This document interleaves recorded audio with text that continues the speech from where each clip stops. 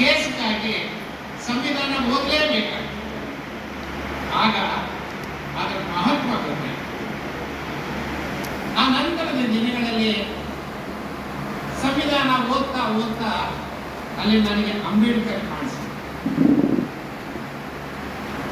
ಆ ನಂತರ ಮಹಾತ್ಮ ಗಾಂಧಿ ಕಾಣಿಸಿತು, ಕುವೆಂಪು ಕಾಣಿಸಿತು, ಬಸವಣ್ಣ ಕಾಣಿಸಿತು, ಬುದ್ಧ ಕಾಣಿಸಿತು. ಈ ಎಲ್ಲ ಮಹಾನ್ ದಾರ್ಶನಿಕರ ಸಂದೇಶ ನಮ್ಮ ಸಂವಿಧಾನದಲ್ಲಿ ಅಡಗಿದೆ ಅನ್ನೋದು ನನಗೆ ಅರ್ಥ ಆಯಿತು. ಈ ಸಂವಿಧಾನ ಜಾರಿಗೆ ಬಂದು 76 ವರ್ಷ ಆಯಿತು.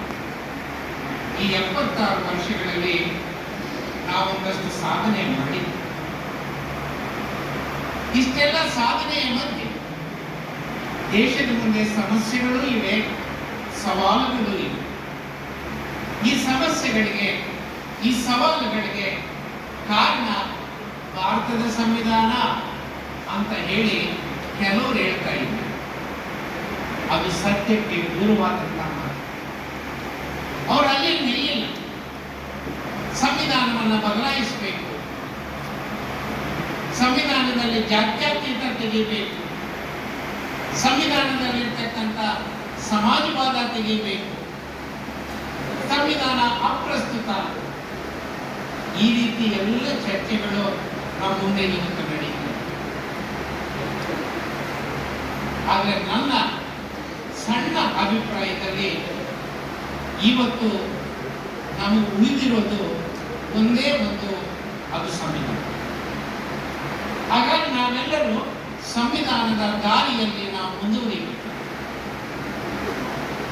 ಆ ಸಂವಿಧಾನದ ತಿಳುವಳಿಕೆ ನಮ್ಮಲ್ಲಿ ಕೊರತೆ ಇದೆ.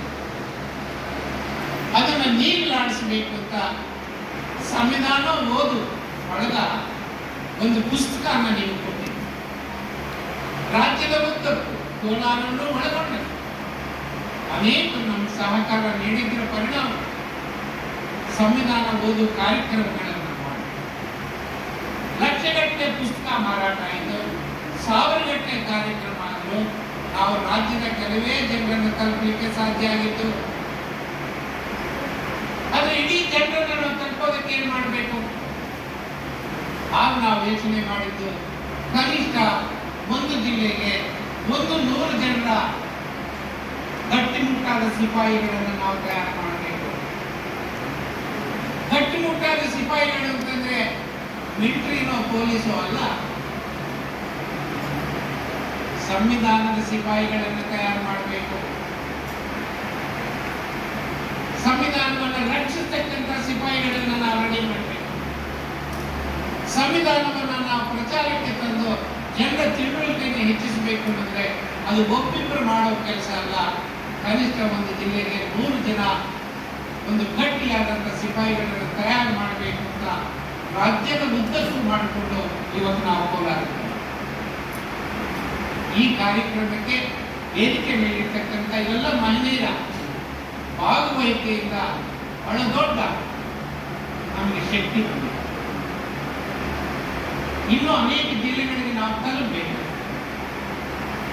ಈ ಕಾರ್ಯಕ್ರಮಕ್ಕೆ ಅನೇಕ ಜನರು ನಮಗೆ ಸಹಕಾರ.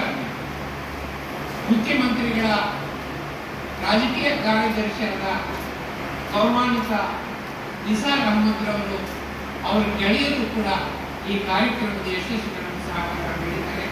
ಈ ಸಂದರ್ಭದಲ್ಲಿ ನಾನು ಅವರನ್ನು ನೆನೆಸಿಕೊಂಡೆ.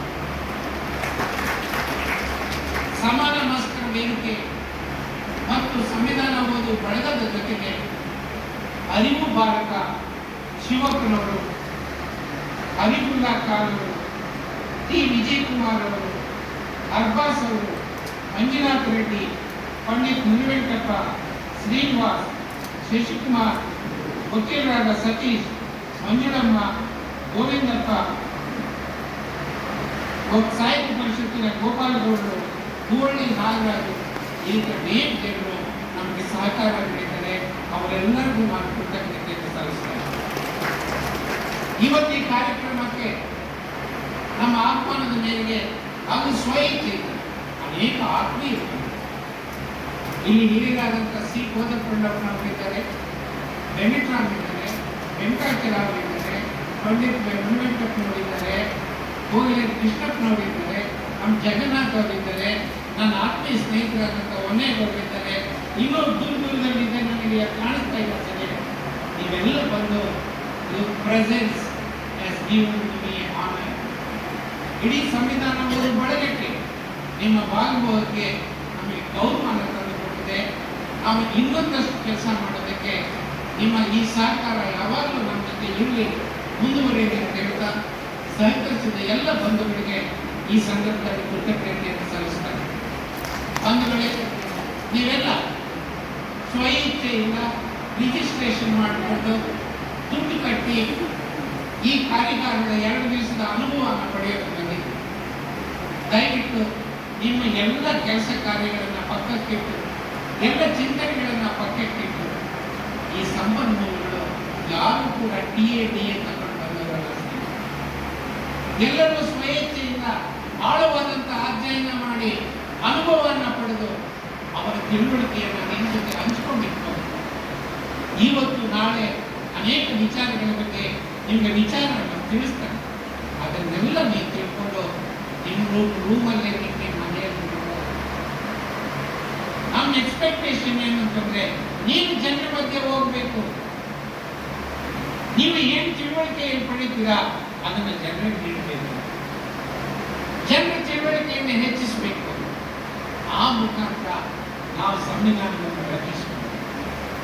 ಇಲ್ಲ ಅಂತಂದ್ರೆ ಸ್ನೇಹಿತರೆ ತಿಳ್ಕೊಳ್ಳಿ, ನಾವು ಸಂವಿಧಾನವನ್ನು ಕಳ್ಕೊಂಡ್ರೆ ಅಂಬೇಡ್ಕರ್ ಕಳ್ಕೊಂಡ್ರೆ